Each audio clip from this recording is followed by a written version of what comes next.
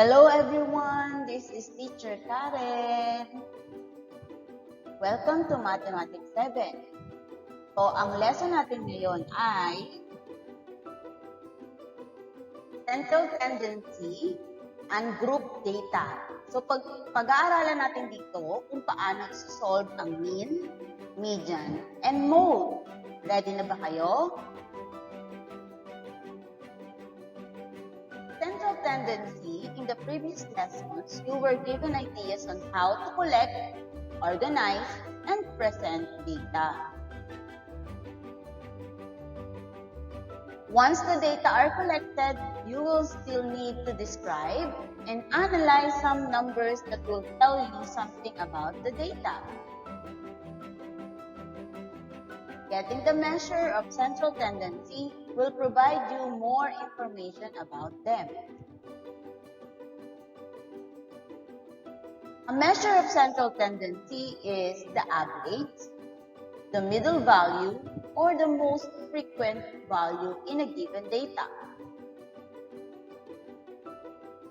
It is the summary of the set of values in a data. This is easier to understand representing all the data. The most common measures of central tendency are the mean, the median, and the mode.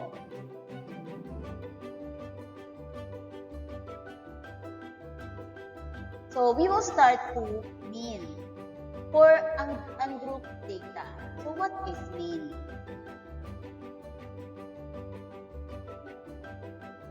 Mean, the symbol is, so makikita ninyo hyphenated siya, straight line, tapos may X. That will be the symbol for mean. And then the other name is arithmetic average. It is the sum of all the numbers in the set divided by how many numbers there are. This is calculated central value of a set of data. Example, find the mean for the data 3, 9, 12, 5, 6, 12, 17. Then, this is the solution. First, we will copy 3, 9, 12, 5, 6, 12, 17, and then we will add. Then, count if how many data are there. 1, 2, 3, 4, 5, 6, 7. So, 7. So, i-add natin po lahat, sum, and then divide. So, 3 plus 9 plus 12 plus 5 plus 6 plus 12 plus 17 is equal to 64. And then divided by 7. Then the answer is 9.142, or rounding off into the 2 decimal places, that will be 9.14. Meaning, the mean is 9.14. Mean meaning average. Next. Another example. Chris got the following scores on a 10-item quiz in math last week. The scores are 2, 5, 3, 7, 9, 1, 2, 4. And then, we will add all of them. 2 plus 5 plus 3 plus 7 plus 9 plus 1 plus 2 plus 4. And then, the number of scores, 1, 2, 3, 4, 5, 6, 7, 8. So, we will divide them by 8. So, that is 33. If we add them all, the total is 33. And then we will divide into 8. So, the answer is 4.125. Then if we will rounding off into 2 decimal places, that will be 4.13. So mean The mean is 4.13.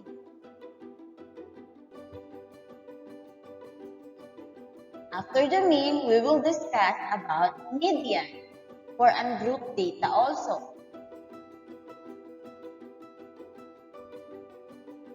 The symbol is same with median. The difference is the accent. In median, we have straight. This one is some wavy. And then it is the middle score for a set of data that has been arranged from highest to lowest or lowest to highest. And then the formula is n plus 1 divided by 2. Example, in 5 games, a certain basketball player scored 23, 21, 24, and 25. So, solution. So, since 5 po ito ilahat, so 1, 2, 3, 4, 5, that is the number of scores, 5, and then we will add by 1, that is 6, and then we will divide it into 2. So, the answer is 3. Meaning, we will see the median sa pangatlo. So, we will arrange the scores from lowest to highest. So, 21, 23, 24, 25, 28. So, we will count 3. 1, 2, 3. So, this will be the median. So, the answer is 24. The median is 24 because it is the middle number in the arranged data set. Another example. What is the median of the following set of numbers?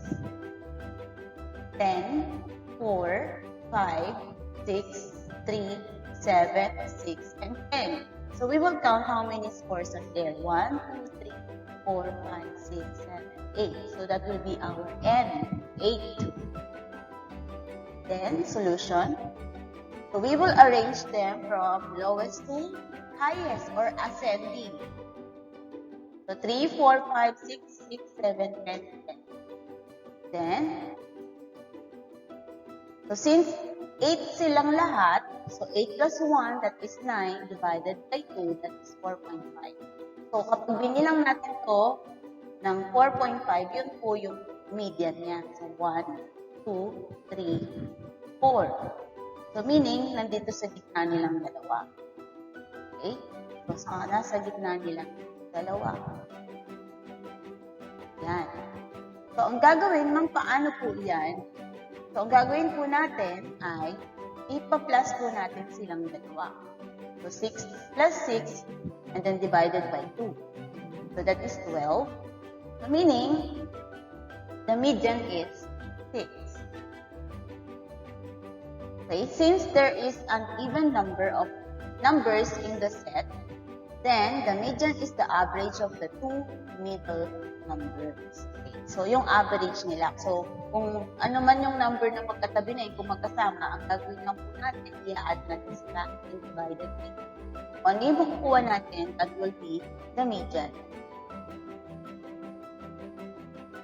Next, we will discuss about the mode and group data po ulit. So mode, the symbol is like this. Same sa mean, tsaka sa median, X din yung ginamit. But sa mean, diretso, sa median, wavy. Ito naman, triangle. Okay, pa-angle siya. So that is the mode. And then, it is the most frequent score in a set of data. So, sa mean, average, yung median is the middle number. And then, sa mode naman, yung most frequent score. Ibig sabihin yung siya yung pinakamarami. It is normal to have one mode, more than one mode, or no mode at all. Example, What is the mode in the set of data 9, 3, 4, 5, 2, 6, 5, and 9? So solution, arrange them from lowest to highest. So 4, 5, another 5, then 6, and 9. Another 9. So arrange them from lowest to highest, and then find the most frequency or scores na yung may pinakamaraming bilang. So, nakita dyan is 5, pero same sa bilang ni 9. So, meaning, both 5 and 9 appeared twice. So, level lang sila, equal lang silang dalawa. Thus, there are two modes, 5 and 9. Okay lang yan. So, ang tawag po dyan, since there are two modes, then it is bimodal. So, ibig sabihin ng bimodal, two modes. Another example. 6 students were asked how many hours they spent playing Mobile Legends in a week. Their answer were 2, 9, 2, 5, 9, 5. Solution. So we will arrange them from lowest to highest.